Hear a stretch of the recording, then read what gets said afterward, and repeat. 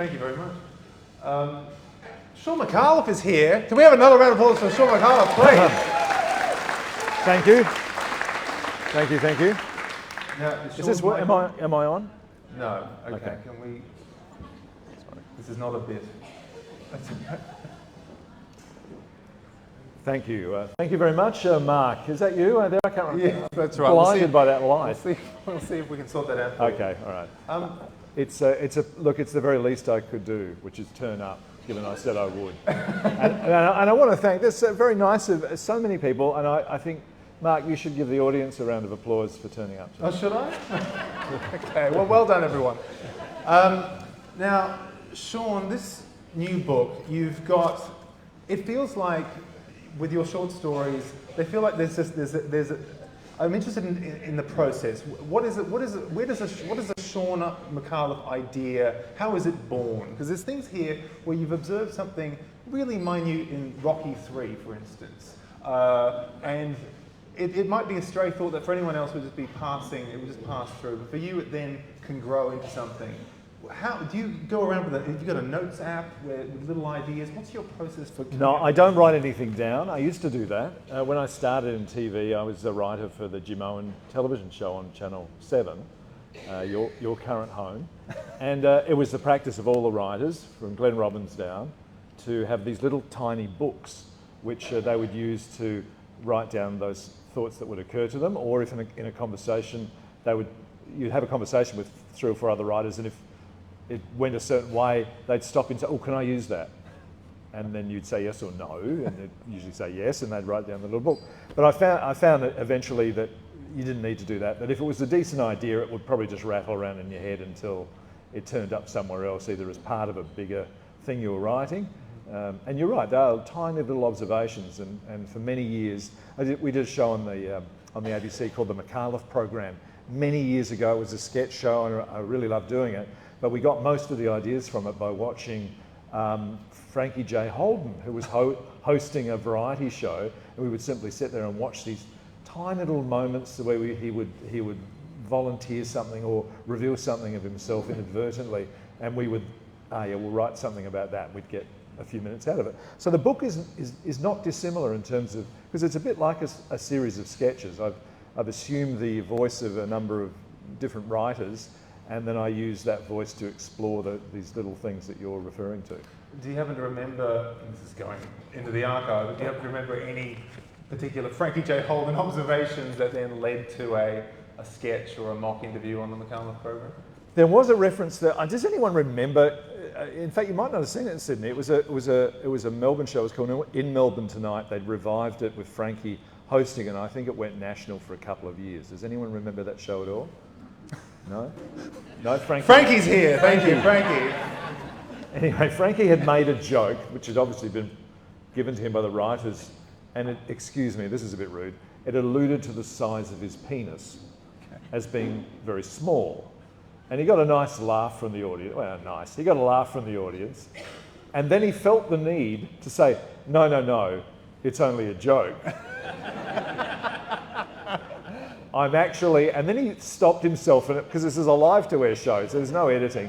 I'm actually, and then there was that lovely ellipsis there where he didn't finish the thought, but we kind of knew that he was more comfortable disabusing the audience of the notion that maybe he had a small phallus. Now, we thought that was an interesting need for him to do that, so I think word for word, we just stole it and put it in the show.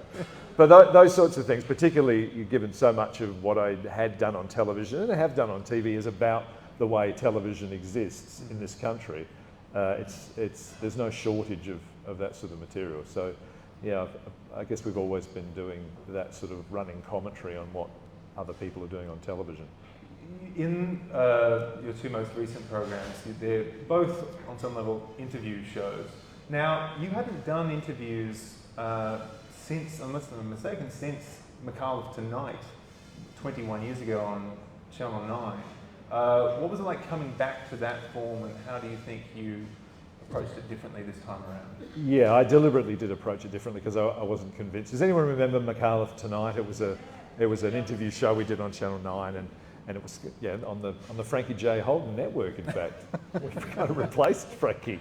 And I don't think I did a very good job. I don't think I served the interview subjects very well. In fact, I remember interviewing Barry Humphries, who was something of a hero to me, and one of the reasons I got into comedy. And we were lucky enough to have him as the first guest on the show. And I'm asking, I've got my questions written down. I'm asking him questions, and he's answering them.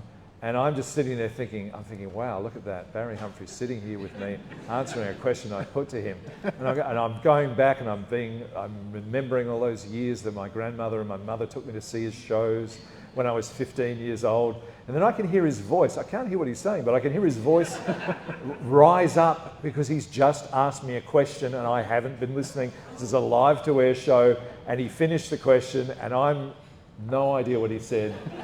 And this was a problem I had with the show, where essentially I was always thinking about what the next joke was, or where I was in the scheme of things and how the show was going to hang together. I was never actually in the moment. Mm-hmm. So 25 years later, the Australian audience is very forgiving, but I'm blessed with the opportunity to do an interview show, and I approached it completely differently because Andrew Denton, who you know, he has done a number of very successful interview programs. He did tell me at the time when we were both up against each other, he was on the ABC doing Enough Rope and I was on Channel 9 doing my rubbish. He did say the secret, unsolicited advice actually he was offering me. I see how important it was. He said, the secret to interviewing is that you make sure that the next question you ask is informed by the answer that you received to the previous question. Mm-hmm. Now that sounds pretty trite and it sounds pretty simple, but I just didn't do that. So this time round, that's what I'm doing. So I threw my notes away and I'm just trying to have conversations with people, not only on the ABC show, but also on the SBS show, which is a travel show where I get to talk to younger comedians and find out why they've chosen to do what they do. So yeah, it was a deliberate decision. I've had the chance to do a do-over in terms of interview programs, and I'm lucky. I mean, just in terms of that, with Origin obviously and bringing on these younger comics, this might sound like a slightly strange question, but how does it feel to be an elder statesman of Australian comedy? You are, for our generation, you are the guy. You are the one that we all look up to. And I wonder what that actually feels like, whether you're, yes, can you even articulate what that is to have risen to that position? Well, it's very nice of you to say, but I can't possibly experience that from within. That doesn't make any sense to me. To me, I'm getting on. I've had a really good run. I've had a great summer, and as I say, the audience has been very forgiving. I've actually had more misses than hits, to be honest with you. And most of the successful shows that I've been involved in have nothing to do with me as a producer or a writer. I'm kind of just a hired gun. Like talking about your generation, hired gun, just asked to try and jolly the show along. And were it not for that show, I probably would still be on SBS at 10 o'clock at night on Wednesdays doing Newstopia, which no one watched. But because of the success of Talking About Your Generation, I was given a chance to basically do Newstopia on the ABC, which was mad as hell, which ran for 11 years and 15 seasons, and thank you, but I thank you on behalf of the cast, and it was, and I was dearly hoping, Mark, that you would take over. I think you would have been the perfect person if you were so interested to take over hosting that show. But I'm sure you'll be doing a show of your own that'll be, as you're doing now. But you'll be doing a show of your own at some point where you'll be the news satire guy, and you can wear that mantle. Could I get a clip of that? Can we send that to David Anderson at the ABC? Yeah. No, there's no doubt at all. But it was a really good, and really it was just a sketch show. It's not really a news satire show. It's what I've been doing since I started on Full Frontal. It's just characters, and we happen to have been dealing with the news of the week. And it was Philip Adams to some extent. Yeah, to a great extent. Yeah. I was on Late Night Live. I think referring to a book that I'd written that year. So this was many years ago. This was 12 years ago. And he said, "You know what you should do?" And I said, "What's that, Philip?" He said, "You should do a news satire show. I think you'd be very good at that." I said, "Really?" He said, "Yeah, I'll speak to somebody." And so I didn't really, I just thought it was nonsense, showbiz talk. but he spoke to Mark Scott, who was then looking after the ABC. Mark Scott rings me up and said, would you like to do a news satire show? I said, yeah, okay. I said, do you want me to do a pilot? No, you don't have to do a pilot. It was commissioned, we went straight into the first season. It was 13 episodes. I mean, we had done Newstopia, which was a news parody, but this was something a bit different. This wasn't parodying the way in which news is presented. It was actually truly satirical, because I had to get to know things and see how things worked, look at how government worked, which has always interested me. Not politics so much, but that became part of it.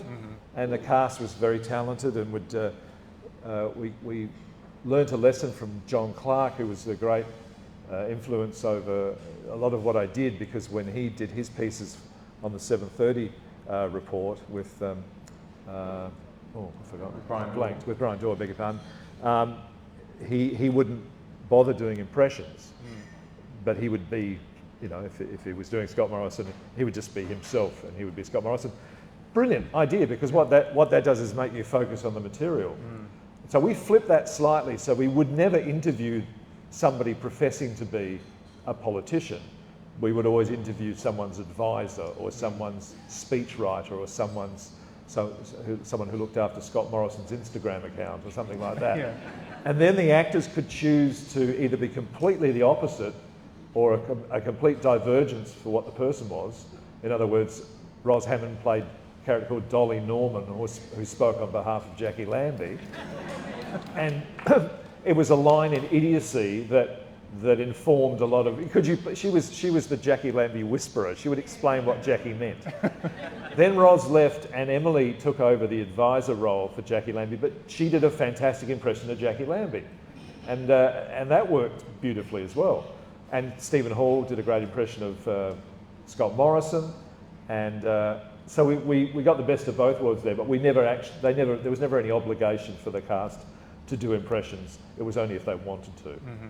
And so, was that show all-consuming for you? Was that half an hour a week? You know, it needs to be sharp, insightful, funny. Were you glued to the news constantly? What was your week like on Mad as Hell? Well, it started with Newstopia, which was watching the SBS News and writing down. This is before there would be any, before anything was on a digital platform. So I would write down. We would tape all the news programs, but mainly SBS. And I would write down about, at the 4-minute mark, there's a nice clip of somebody stumbling over something, or saying this or saying that, and I wouldn't know what the joke would be, but there's some references, and also I needed to get to know what the issues were and what was happening. And because Newstopia was about had the conceit of being about Australia being in the privileged position of being able to have an opinion about the rest of the world, because it wasn't actually involved in anything important internationally, so we could afford to be quite lofty about it. That was that. So when Mad as Hell started, I just continued doing that with SBS. I never watched anything else. Some of the other writers would watch the other the news services, but I would just watch that. So after, let's see, we did that for 3 years, and then Mad as Hell ran for 11 years rather. So I got to the point where something would happen, and I go, oh, I remember that person saying something, gee, was it about 8 years ago? And I'd have all the notes. And I'd go back, and we had all the tapes. So we were able to, the show had a memory, and in a way, in a funny sort of way, it helped us write the material, because it was all about drawing a strand from one unlikely source and then tying it onto something else. So yeah, it became pretty bad really, because I would watch the news only to use it for the show. And there were some things I go, it's like a sad story coming out of the Middle East or something, so I would probably go, there's not going to be anything here, and I'd fast forward through it. And then I thought, no, that's not the right way to treat the world. So I would watch it because I should watch it. I just wouldn't write. There's no jokes there, so and I'd get upset, because I'd be watching it with the same intensity that I would watch it to write the jokes, because most of us allow the news to wash over us, I think. And particularly these days, you can't avoid it. You actually know everything that's going to be in the news broadcast by the time 6:30 rolls around or 7 o'clock rolls around, because it's been coming to you through social media. There's very little that will surprise you. And that's happened in the 11 years we were doing Mad as Hell. that you didn't have to go and chase the news anymore. It was just on you all the time, washing over you, making you a little bit numb to it, and reducing everything to little grabs and clips, and the encouragement of you to actually go a bit deeper and learn out why things were happening, or even test the provenance of the news, because there's so much stuff that's not true that you're told on the same platform. So I'm sort of glad we don't have to deal with that, because that would have been exhausting. So what is your relationship to the news now? Are you... I don't watch it. Yeah, right. No, I watch it in the proper way. I watch it, I try and avoid it during the day. I try and avoid having social media. I'm not involved in social media that much, and I don't chase it or look at a feed or anything like that. So I will see the distillation looked after by the gatekeepers of the media, usually on SBS. Because the show was so popular and so biting, inevitably certain politicians, would have seen how they were portrayed, or how, an avatar of them was portrayed. Can you tell us a little bit about any of the interactions that you've had with politicians over that period, responding to your work? Yeah, well, I remember John Doyle, who was Roy in HG and Roy, is still Roy and HG and Roy. He told me once, he said, never actually meet them, because as soon as you meet them in real life, you'll see that they're mostly normal human beings with a beating heart and everything, and you'll start to feel sorry for them, and you might not want to be so mean. So I did that. I took that. I think that was good advice.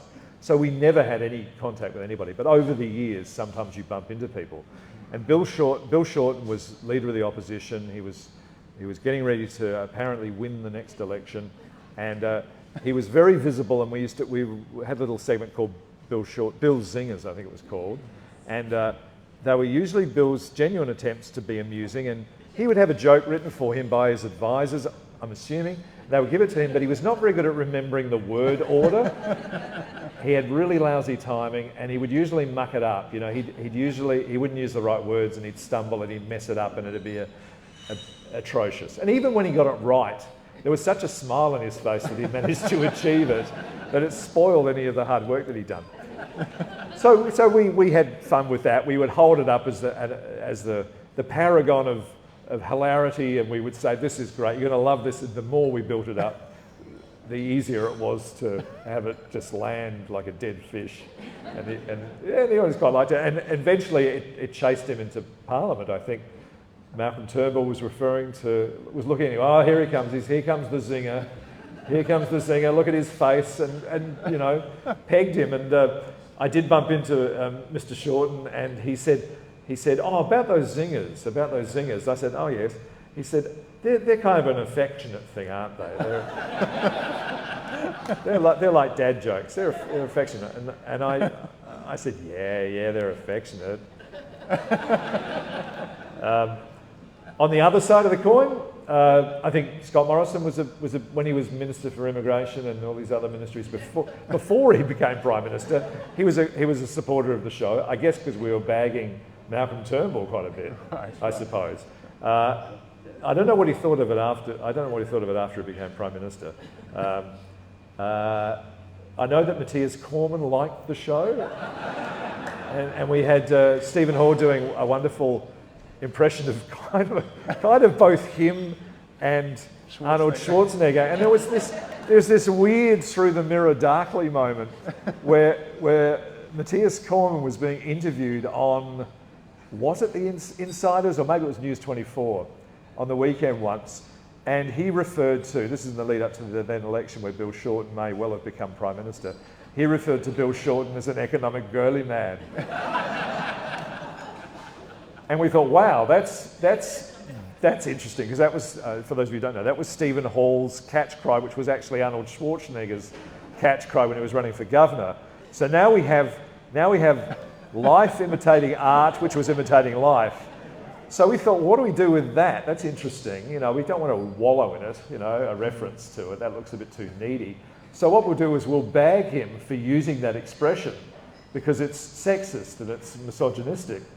Anyway, Penny Wong picked up on that and accused him of the same thing.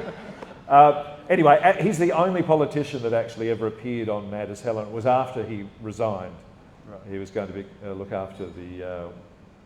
Where is he? He's in Bern, isn't he? Yeah. Yes, that's right. Yes, absolutely. So it was after he'd finished. I feel like we didn't break our rule. And the only can I tell you one more story? Please, I got a call one Sunday morning from an unlisted number, and I let it go through, and then I got another one about half an hour later, and then I started to get, I must have had 6 of them by about 10 o'clock, and I thought I better pick up the next time this number rings, because my parents might be not well or something. They're in Adelaide. Not because they're in Adelaide, they're just getting on. And a voice on the end of the phone, I won't say who it was, a voice on the end of the phone, it was Bill Heffernan, Senator Bill Heffernan, who was a bit of a head kicker, he was a tough nut. Yeah. And we mentioned him on the show, on the previous show that week. I think Clive Palmer was in, and he was being asked about conflicts of interest, and he said, oh, well, if there's any sort of government thing that is a problem, then I'll just step out of the room. That was his answer. And so when we cut back to me, I said, well, yeah, that's interesting. Well, what's a government thing? That's a very interesting, I wonder what a government thing is. And we have these shoulder boxes over the shoulder. And Bill Heffernan's picture turned up, so the suggestion being that he was the government thing. A pretty low rent. It's an en passant on the way through to something else. I felt that he would be fine with it. It was obscure and a bit strange. Anyway, he took great exception to that. He said that his feelings were hurt and that he'd done a lot of good things, and why didn't we talk about them on the show? Why didn't we talk about the fact that he was exposing the Comcar abuses perpetrated by the then Chief Justice Kirby, which actually turned out to be completely made up by somebody else. And I said, well, Bill, it's not really that sort of show. We don't spend time saying nice things about people. It's a comedy show. And I think the truth was that he hadn't seen it. He'd heard about it, and he thought that our show was something like The Project, like a straight news show. Anyway, I said, well, I am very sorry, because I don't think it would be right for me to argue that he shouldn't be offended. If he was offended, he was offended. So I accepted that observation. I said, I'm so sorry, Bill, I apologise for you being offended. He said, oh, no, don't mention it. Okay, all right. So where do we leave that? He said, I'll take you out for a beer next time I'm in Melbourne. Mercifully, he never rang. But that's, at its heart, the reason I tell that story is because if people do take offence and are hurt by it, that's how they feel, and I would accept that entirely. I'm not sure I would stop doing the jokes, but I'd just make sure that we weren't playing the man or woman. I'd make sure that it was about what they said or how they said it. That's fine too, I think. Mm-hmm. But often, I'd like to think the show was about betrayal of policy or dishonesty or hypocrisy, rather than, well, we made a few jokes about how big Clive was, I suppose, that's true. Sure. But usually it was about something that was important. Yes. And you'd had a previous interaction with politicians before you'd even started really doing news parody or news satire, when you hosted the Midwinter Ball back in 2001, was it? Yes, it was 2001. I think I'd hosted the Logies, and for some reason they thought I could host shows. Yes, I was asked, and our Prime Minister at that point was John Howard, our greatest, some say living Prime Minister. So I got to introduce him, and I got to introduce Kim Beazley. Oh, yeah. Mm-hmm. At that point was the leader of the opposition. And that was a terrible, terrible night, because I think 2 days before, was it that close? I guess it would have been. The 9/11 had happened. It was 9/11, and so the Twin Towers had collapsed. So before I got introduced, there was a montage of the year's events, which ended with the planes ploughing in slow motion from several angles, the planes flying into the Twin Towers and collapsing, killing almost 5,000 people. And then I came on. I had to follow that. And it was pretty much downhill after that. I've not been asked to do it again. Mark, you've done it since? I've done it twice. Oh, you've done it twice? You're ahead of me by one, and well done on that. Thank you. But you had, I'm sorry to make you treat you like a jukebox, but you had a line introducing John Howard, which I'm quite fond of. Can you recall? What was it? I can't remember. I think it's no secret. Oh, yes, that's all right. Yeah. Should I do it? Yeah, you should. All right. I think it's no secret that our next guest has a severe drinking problem. And then I look at the notes and go, oh, I beg your pardon, it is a secret. I'm so sorry, it is a secret. Anyway, here he is, John Howard. So John Howard, I can't call him John, I don't know him. John Howard came up on stage. The Prime Minister of the country came up on stage and he walked straight to the microphone. I was standing a little bit behind him and he walked straight to the microphone and then stopped, turned to me and then came over to me and took my hand. I can't say that I offered it, but he took my hand and crushed it slightly and he looked at me and he said, "Good on you." And I took from that, implicit in that hand crush and gritted teeth greeting and compliment was, if you're going to stand behind me, behave yourself, which I duly did. So apologies for making this about me for a moment, but when I did it, I had to introduce Albanese and then I had to introduce Mr. Peter Dutton. And for each of them, I had maybe a minute or two of material as I was introducing them, but Dutton somehow just misread my cue. And so as soon as I said his name, he started coming towards the stage, and I still had another minute and a half of jokes. And so I had to get through that last bit with Dutton standing over me. Oh, he was there. He was there. Just bearing down. Just there. I've got this wonderful photo of me with Dutton, just that presence. What's he like? He's not a monster. He's not a monster, as his wife told me. Look, he shook my hand, he was polite, and he landed a couple of jokes, and yeah. Do you find it hard now that you've met him? Like it didn't affect me with John Howard, but since meeting Peter Dutton and laughing at his jokes and being won over by his charm, do you think twice or do you think any more when you're doing a joke? I don't feel like I spent enough time with the man that right. it counts as a proper... To be won over by him. No. But there's Bob Catter came over afterwards and was very, oh, that was great, and he was so lovely that I sort of hesitate. But then again, I made a joke about him on Friday, so it's fine. Yeah, that's all right. Yeah. I do remember Kim Beazley coming over and saying, I really liked your joke about Albert Camus. I said, you were the only one. You were the only one, Kim, and you didn't make a noise, you just smiled seraphically to yourself. So was most of your set that night this sort of surreal... Oh, it was strange, because I wasn't into politics at that point. Yeah. I was doing the Micallef program, which was just this, I can't remember if you don't know it, it was just absurd and nonsensical. So none of the stuff, I think I'd told a story about how Harold Holt was murdered by the Governor General, I think. It was just nonsense. Because I was saying, I actually heard this afterwards by somebody who was sitting at the table where John Howard and Jeanette were seated, and I said yes, and I spoke to the Governor General, and she turns over, she turns to John and says, he wouldn't be old enough to know Sir John. See, she saw through me. Well, John Howard comes up in your book, and I quite like this line where you sort of just pass him in the street. Yes, that is true. Yes, and if I'll quote you here, please. I would have shaken hands with him if he'd offered. It would have been rude not to. I've been brought up to be polite and respectful, but he didn't offer, so he could go fuck himself. That's right. I took the long view on that. Something I'm impressed by with your career is that, at the risk of generalising, there are certain comedians, as their careers progress, that they somehow sort of lose the spark. There are certain comedians that at a certain point they have really strong, in their 30s and 40s. That's when they're most sort of potent, and then it sort of fizzles out. You have not lost that.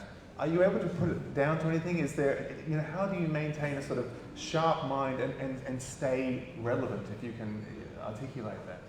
Yeah, I think probably talking about your generation was a revelation for me, because I remember the first night we shot that down in Docklands in Melbourne. No, with the ABC studios actually, and I realised that my material wasn't landing with the younger audience that comprised the studio audience.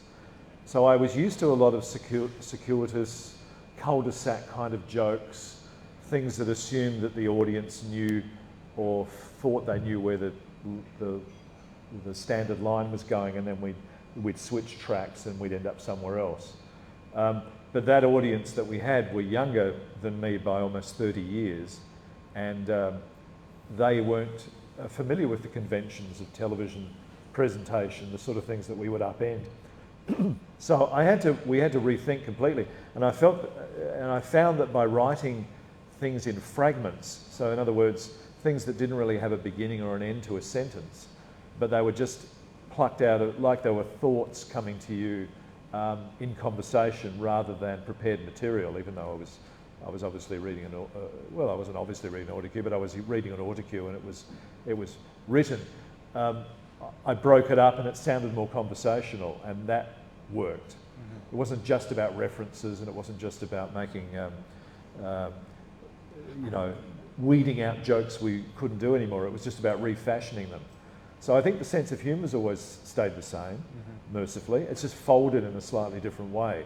And I applied that to Mad as Hell too. I made the whole thing a lot more conversational. So it started off, I was pretending to be a newsreader on Newstopia. By the time we got to Mad as Hell, I was just talking to the camera/audience about, you could look at something from this point of view, and then on the other hand, and then I do all the other jokes on the other side. There's no real character or attitude or anything. And then when it was a bit hard to do that, we would bring on a character to interview. So they could hold that view a bit more seriously, and I could actually be a bit more real and actually interrogate them. So I ended up with this reputation for being there's a sense that I'm an interviewer who's hard on people, but of course these people aren't real. It doesn't matter. And the very weird thing is that when I did the Micallef program, which was a pretend variety show, I was offered to do a real one on Channel 9 because they thought that was a real variety show. They'd seen like 10 seconds of it and they thought, oh yeah, well, he can obviously interview people, not realising the whole thing was written. So I'm like, a week out from doing the show live to air, and they say, well, you know how to do this because you've done this before. I said, I've never done this before in my life. Now, you've had success on commercial networks, especially with talking about your generation, but can you give us a sense of, and I say this with love, you're very much an ABC personality. You have an ABC sensibility, highbrow, intelligent people like that are here tonight. God bless them. And I'm curious to know what it was like to then go into that commercial environment of Channel 9, and to what extent did you feel constrained by it, and to what extent actually maybe you sort of enjoyed the limitations and seeing what you could sort of push against them? Yeah, well, of course I started on Full Frontal, so I was familiar with the expectations of what was, needed for a so-called commercial audience. And then when I moved from Full Frontal to the ABC to do the Micallef program, we just did all the material that had been rejected by because they said, this is too obscure, no one's going to understand this. So we did that. But I maintain it's the same sort of material. But yeah, when I left the ABC to do, God, what was I doing? Can't remember now. I'd done Sea Change. I'd done Sea Change, and that was very successful up to the point when I was in it. But then they asked me to host the Logies, and then I hosted the Logies, and that kind of worked, and that gave me an opportunity to go back and do a commercial show on 9. This was the Micallef Tonight, which wasn't successful, but part of the shtick was looking a bit awkward. The fact that I was from the ABC on Channel 9. The same thing happened with Talk About Your Generation. The first season is me coming to terms with having to cope with having to throw to an ad, and so it's deliberately awkward. It's still functional, but I learned by then it has to be functional, has to actually do what it's supposed to do, but you can be funny on the way. And by the time we hit the second season through to the fourth, I could do it without looking awkward, and I think it would have been boring if I just continued to look. It wouldn't make sense. Yeah, I can flip it round, and also you kind of end up becoming, oh, that's that guy who does that thing, and you're not a new thing anymore. You're just somebody who people are used to seeing on television. So, as my wife said, she said you just become like Bert. You're just kind of like Bert Newton. It's just you're that guy that does that thing. Did you ever have to meet Mr. Packer, or did Network Notes ever filter down? I did get, when I was doing the Channel 9 show, I got the station manager came down with what we call the minute by minutes, and these are charts, and this is the days when everything was on paper. A minute by minutes would show you the ratings and the number of people who tuned in and turned off every 60 seconds. So I sat down with the station manager and he opened it up and he says, "Oh, this is really interesting, Shaun. Look here, at the 42nd minute, we had an upsurge in viewers by 15 to 20%. That is fantastic. Those figures are fantastic. So whatever you were doing then, do something like that every show." I said, "Okay, but how would they know that I was doing that and turn over to it? That doesn't make any sense at all."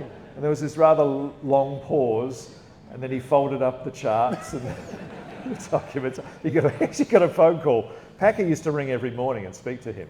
So as he was leaving, he got a phone call, and he went ashen white and said, "I have to go." I never saw him again, but he was talking to Packer, who didn't understand our show at all, didn't like our show. He liked the ratings. The ratings were quite good when they first started. It was a 9:30 show. It was a rating of like 1.3 million people, which I think it went down to about 800,000, and then they axed it. Right. And you'd kill for those numbers these days. Yeah. Yeah, that's right.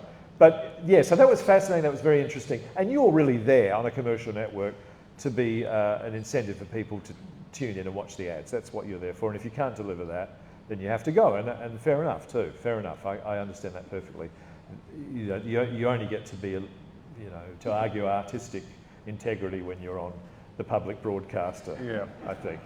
To what extent were they dictating the content of the show in the sense of guests? Because in its entirety. Really? I think I said I'd love to have Barry Humphries on, and they got Barry, and that was fine. But by week 3 we were having Amity Dry singing. Remember Amity Dry? She was a big star of the first season of The Block, I think it was. Is that the show she was on? Yeah, that's right. So we were kind of stuck with what we were offered, and it was good sometimes when people would fly in and they would, if they didn't do Rove or Andrew Denton's show, they would do our show. We were always the third choice. We had Gerard Depardieu on for a huge, and I can't believe we got away with this, where he was just there as we went to the break. And so I never spoke to him. It was just him as the camera moved off. He'd been there for something else. So, that sort of thing puzzled them. Yes, right. You've made it to this stage of your career.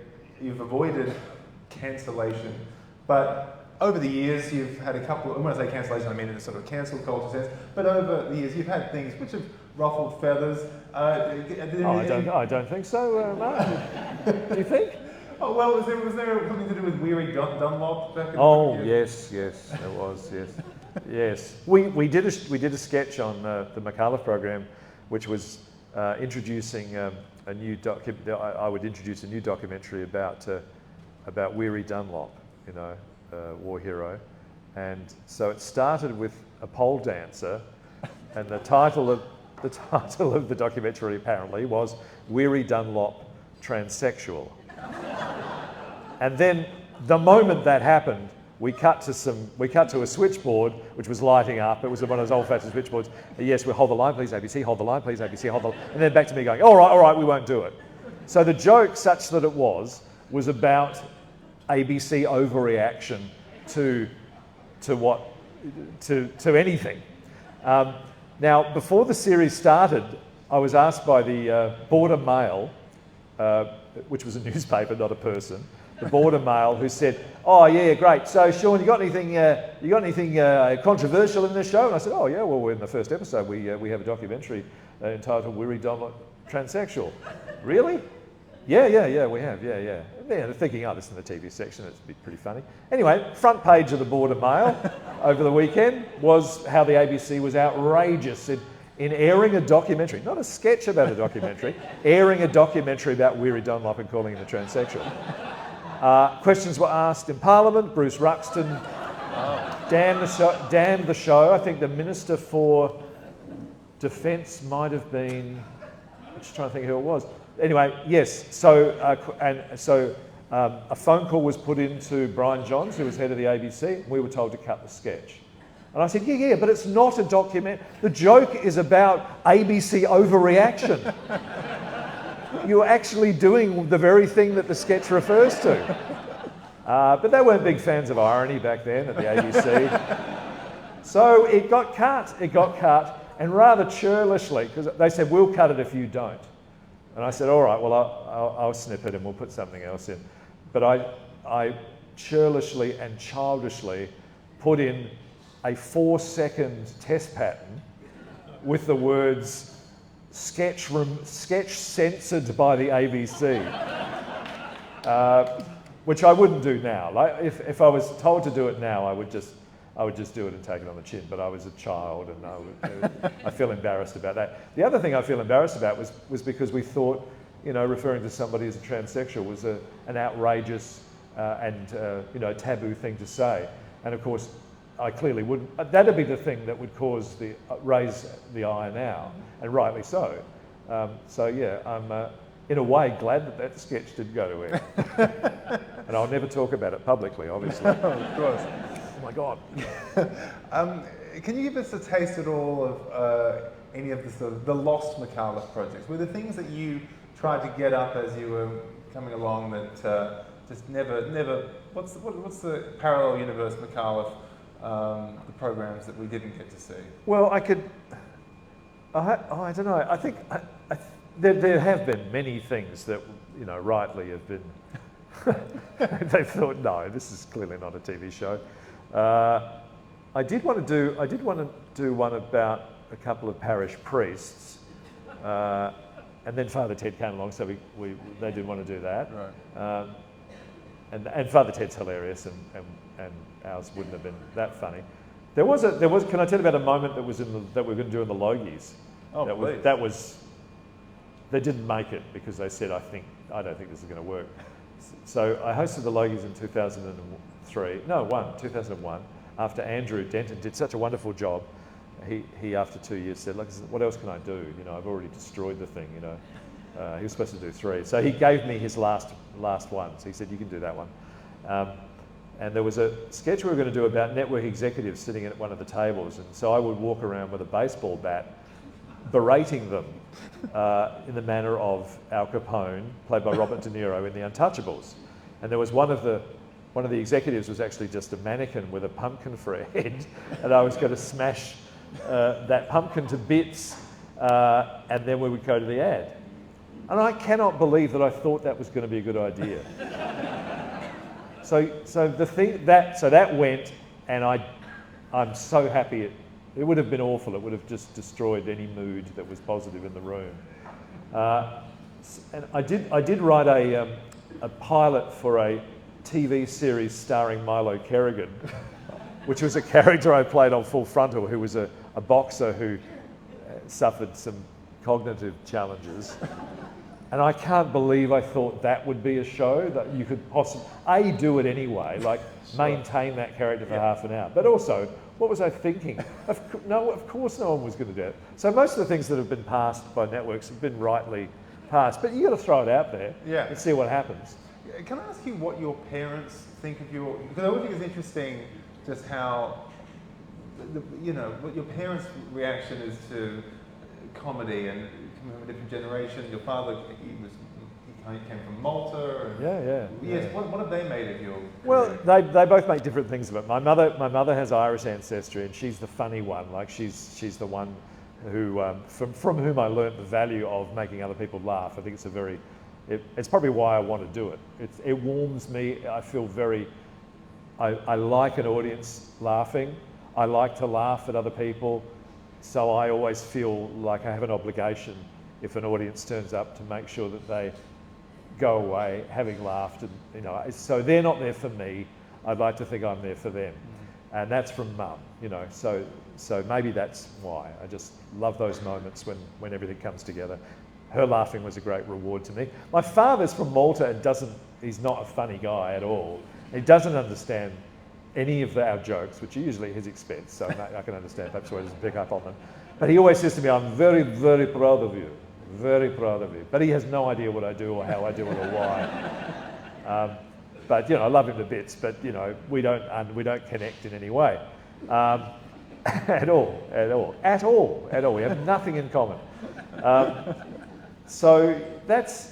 But we laugh a lot. We laugh. So he'll tend to laugh not at comedy so much as just life, and that's the more important stuff. And my sons are like that too. We laugh a lot, but it's not a construct, and it's not so. I mean, we're funny in conversation, but mercifully they don't feel the need to go off and do it in front of a group of strangers, to get validation from strangers. They are human beings that are pretty well adjusted to life. Because there's a weird thing about people who need to do their thing in front of an audience to get that validation. It is a form of validation. It's pathetic, probably. Yeah. It's hard. No, we're very weak. But have you tried to give your boys a sort of comedy education? Was it important to you to pass things on? Early on I did. I would force them to watch things. I don't know what you're like as parents, but the things you love, you try and force down your children's throats. So we'd watch Charlie Chaplin and Laurel and Hardy. They liked Chaplin and Laurel and Hardy. They still talk about Chaplin's The Circus like it's the funniest thing in the world, and you could argue it is. And they like that very much, but pretty soon they wise up to the idea that they have choice in what they want to do in their life. And so at the age of 4 or 5, I lost them completely. They made their own way in this world. So have they read the book? I don't think they've read anything I've ever written.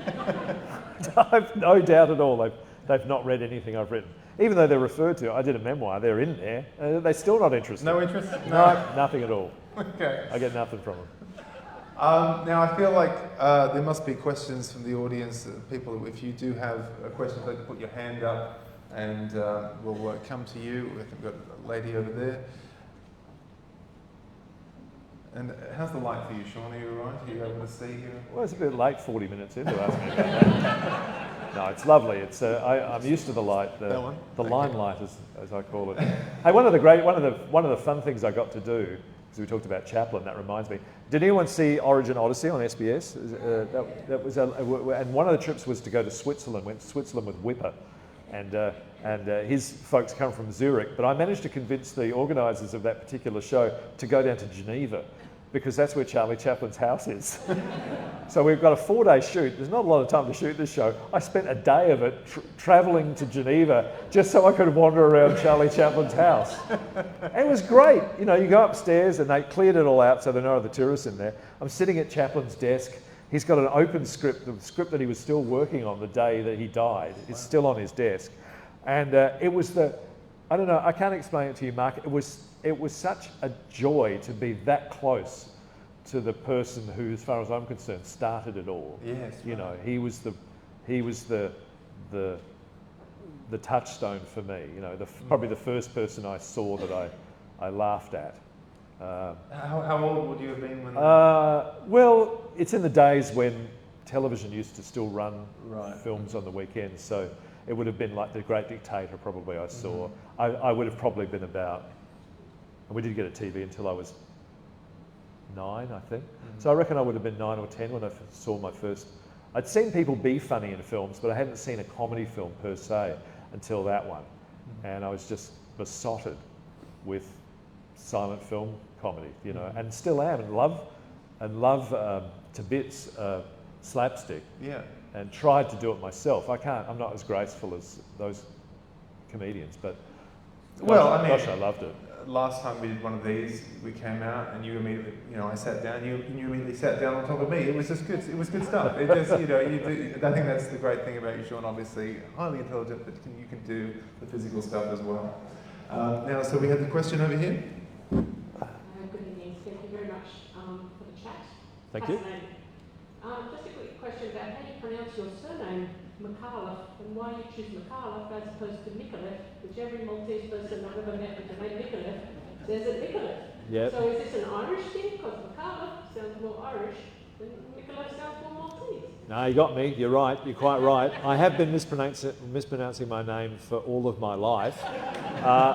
And it's weird because my mother pronounces it Micallef, and you're quite right, it's Micallef, yes? because the Maltese language has as its underpinning, I think it might be Tunisian Arabic is the root language from which the Maltese name derives. So traditionally the accent should be leaning more towards Arabic. But my mother explained to me, I said, well, why I said, why does Dad say it that way and we say it this way? And she said, well, he's got an accent. So she instilled in me at a very young age that it would be pretentious of me and maybe cultural misappropriation to bung on an accent just for my own surname. So I'm kind of stuck with it, but you're quite right. And when I was on SBS, when I was doing Newstopia, I would pronounce it correctly. I would absolutely, Shaun Micallef. Yeah, right. Shaun Micallef, that's right. But even as I say it now, it sounds pretentious, doesn't it? A little bit. Yeah. But good question, and you're quite right. Yes, up at the back there. Oh, hi. Shaun, I may have this completely wrong, but I had understood maybe that you studied law at university, and if that's correct, did you ever practice? I did study law at university. I found that ultimately to be very helpful as a writer. I did practice. I graduated. I mean, I thought it was just the most, I know I'll be a boring baby boomer and say this was at a time when education was free. I was a beneficiary of that, and I didn't treat it lightly. I felt I needed to work at a law firm and do some pro bono work and do, some criminal law and try and help some people. And I did practice for 10 years. So I didn't move to TV or try it out until I was 31 years old. So I think that might be part of my apparent ambition, was to make up for lost time. I was very hungry very early. And I convinced myself that I could go back to the law if it didn't work out.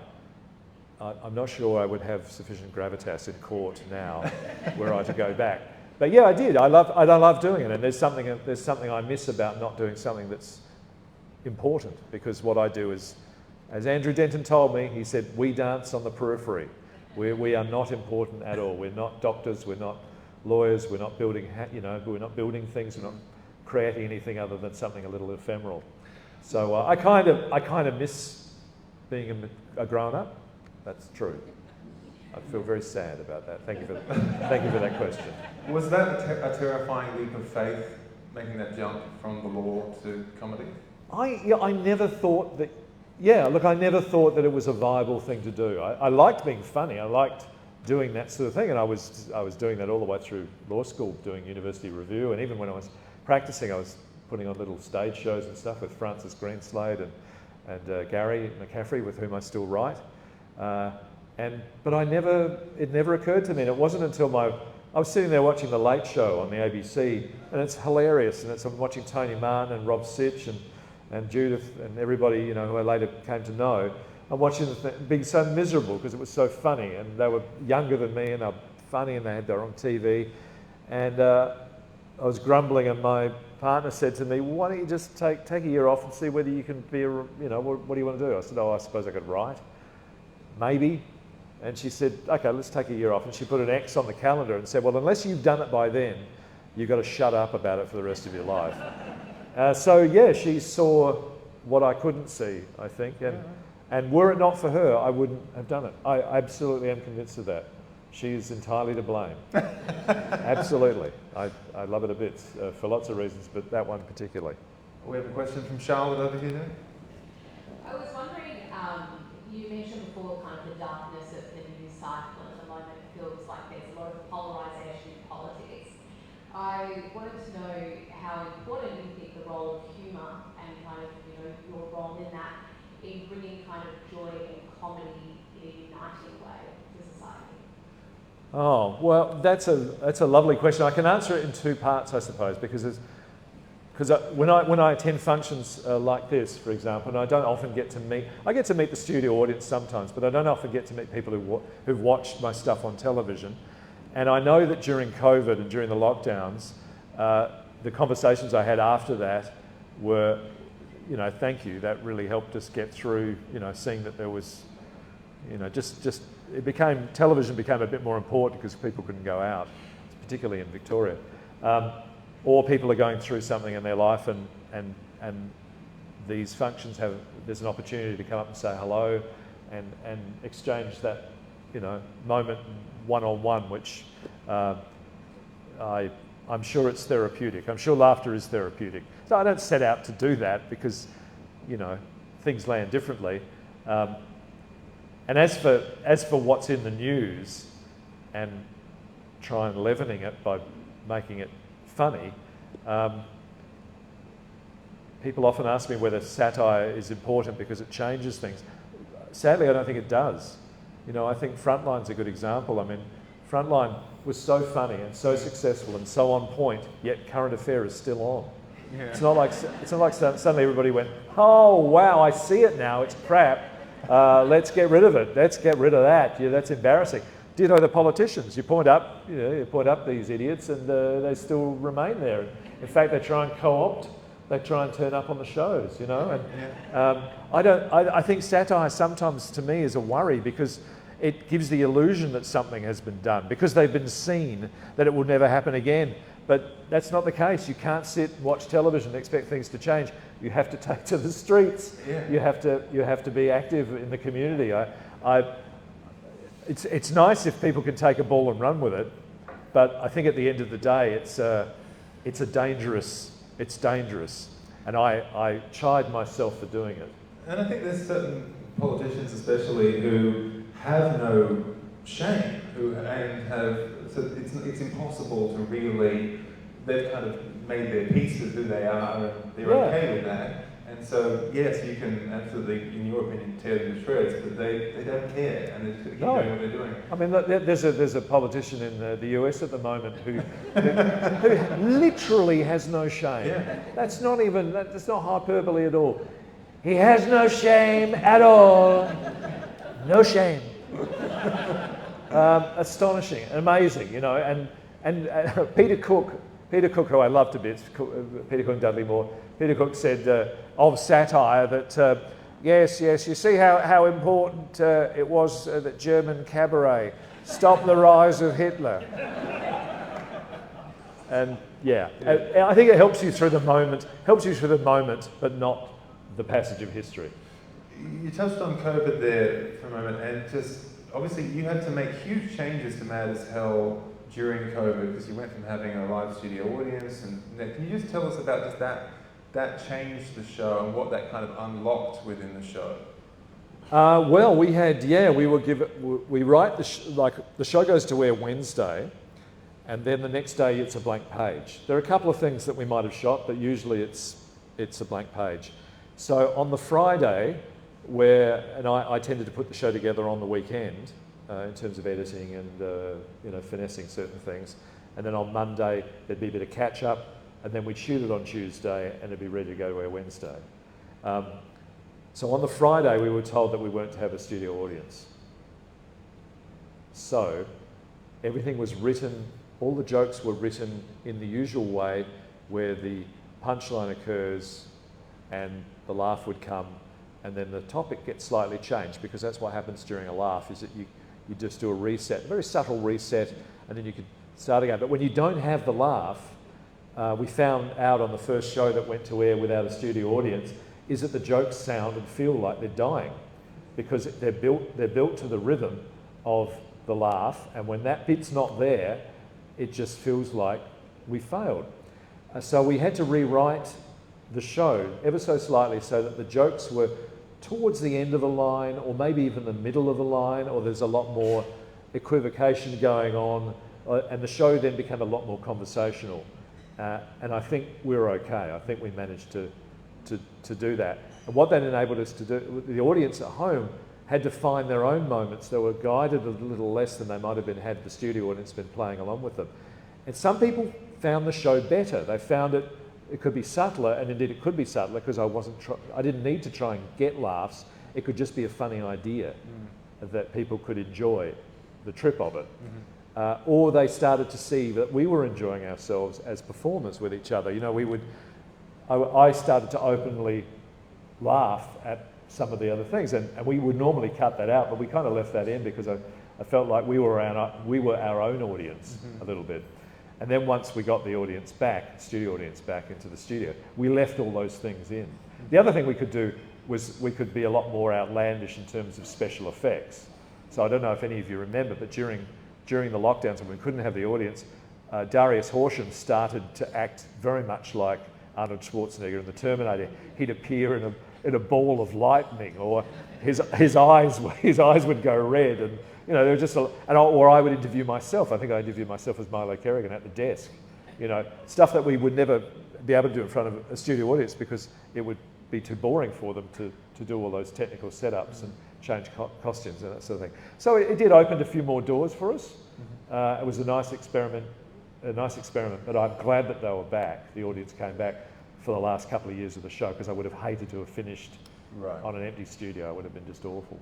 Another, I can't see, sorry, yes, over here. Hello. Hi there, hi Rebecca. Hey guys, thanks so much. Thanks Mark, thanks Shaun. Pleasure.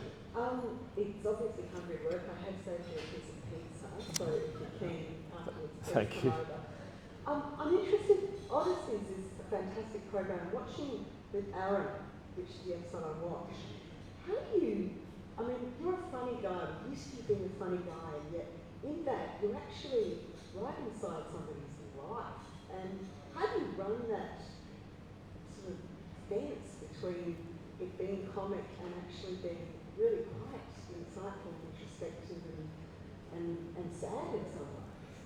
Yeah, look, that was the first show of the season with Aaron Chen, and it was a difficult story to tell, because we were in his father's hometown, and his father had he was about to go to university when the Cultural Revolution began, and so that was not an avenue for him to pursue. And like a lot of children of immigrant parents who have been through a lot and have left their country because of what they've been through, it's not often discussed, because what the parent, certainly my father, wanted me to and my sisters to have was an experience at childhood that he didn't get. So he wasn't going to visit all that on us. He just liked to see us happy. And I think the same thing happened with Aaron and his father. So Aaron didn't know a lot of the detail. He knew the shape of what his father had been through, but not the detail of it. So talking to Aaron about, well, what would happen if your father hadn't left and that you'd been born here, and do you think you'd be a comedian? That's the sort of thing we were exploring. Unfortunately, we weren't allowed to talk about the Cultural Revolution because there were people assisting us. I have to be careful here because there are cameras recording this, and I did undertake not to say anything disparaging about the CCP when I made the show, because Aaron has relatives over in China. But there were certain sensitive things that we couldn't explore, so I wasn't allowed to use the expression Cultural Revolution, for example. So it's very hard to tell that story when you can't use words, and that's the nature of censorship. That's the invidious thing about censorship, the insidious thing, I should say, about censorship. So we were finding our way in that show. Aaron was kind of uncomfortable being anything other than funny, and I too I preferred to be funny, but there are just some things that it's impossible to leaven, and it would dry up and disappear, or would trivialise important parts of his life. So yeah, it's a new show, and we kind of found our way through it. I think there was lots of funniness in it. We played together quite a lot. It was lovely working with Aaron. I rate him very highly as a comic. He's just very smart and very funny. And on the way, accidentally, I think we found the serious stuff, and he was very sincere with me, and I returned the compliment. So all of that aspect of that particular series is accidental. It was supposed to be a fun trip where we muck around and we have some laughs, and we might learn something about their parents or grandparents. And indeed, the further back the ancestor is, the easier it is to have some laughs, even with something serious, because it's like 200 years ago, so who cares? But when it's someone's parent and it's so close, that doesn't feel right. So yeah, there was no design. I guess we just fell into it, and if people responded to it, and if people liked that show, I'm so pleased, because it was all carved out of, it was actually real. There was no agenda when we went in. It's not a result of a formulaic template to make a TV show. It's one of those rare things made in Australia that hasn't been bought from overseas and already pummeled into shape. It's something that lives and breathes.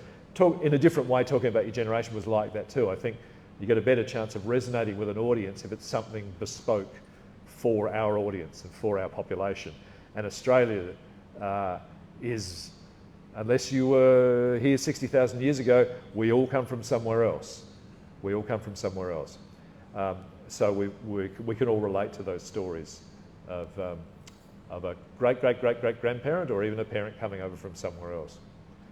So yeah, thank you for that question. I'm glad you like the series. Question over here. Sorry, my name is Lauren. I really feel horrible following that beautiful question. Oh, you got a really stupid one, have you, Lauren? No, it was, we watched the program each week. It was just incredible, really, really nice, really meaningful, which is, I guess, what you were saying. Really funny as well. But my question is sort of a two-parter. What would be your favourite character that you've written? And the second part to the question, what is your favourite character to perform? Oh, okay. Well, that's a great question, Lauren, because writing a character and performing the character are a different set of muscles, and there is pleasure in the writing process, and Mark can speak to this as well. There's something perfect in that moment when you come up with a joke that and it's a delicious tension between the writing of it and the performing of it, because you don't really know whether it's going to work. You don't really know whether it will land. And I think if we knew if it was going to be funny, we just wouldn't bother performing it. Yeah. You know, the pleasure would be in writing it. But I think all art, even the plastic art of comedy, needs an audience. Otherwise, there's no point to it. So I think probably the character that, weirdly enough, the character that I enjoyed writing the most was a character that Colin Friels played in a TV series called Blackjack. Now, you might not know this, but it was a kind of cold case series of about maybe 15, 20 years ago now. And because I wasn't performing that character, I didn't have to write to cover my deficiencies as an actor. I could actually write the character purely as a human being and know that Colin Friels would be able to do that. So that was the most enjoy. And I love to write a bit more drama, but I haven't had that opportunity. But I'd love to do that. Probably the character that I enjoyed playing the most wasn't one that I'd written, so I could just be an actor. It was a character of Warwick Munro in Sea Change. It was Laura's suitor for the third and final series, and I'm happy to take the blame for that. Yeah, so she'd gone from Diver Dan to Max, played by William McGuinness, and a real step down or two to me. And they were for a moment considering, anyone see Sea Change? It's a little while ago now. But they were talking about having her marry Warwick, and I'd have a wedding scene and everything. And I knew that I enjoyed doing that because it wasn't my writing, and I could serve somebody else's text, you know. So I did my best. I'm not the best actor in the world. I have a certain small, narrow range. I couldn't do Chopper. Eric Banner's great. Eric Banner is a fantastic actor. I could play Chopper's lawyer, but I couldn't play Chopper. So I do like acting in other people's work. I recently did anyone see Time Bandits on Apple? I don't think. No one. I quite enjoyed that. There's no second series, probably because no one watched it. Damn you. But I think that's probably where I prefer acting in stuff that's not mine. Do you remember how you got the Sea Change role? Because if you hadn't, because I don't think you had done much dramatic acting. I'd done none, and was never asked again to do it. But someone saw something in you. Do you know what they had seen that made them think Shaun can do this? I don't know. I remember because it was made by the same company that made Full Frontal. Artist Services made it. Andrew Knight, a wonderful writer, had written.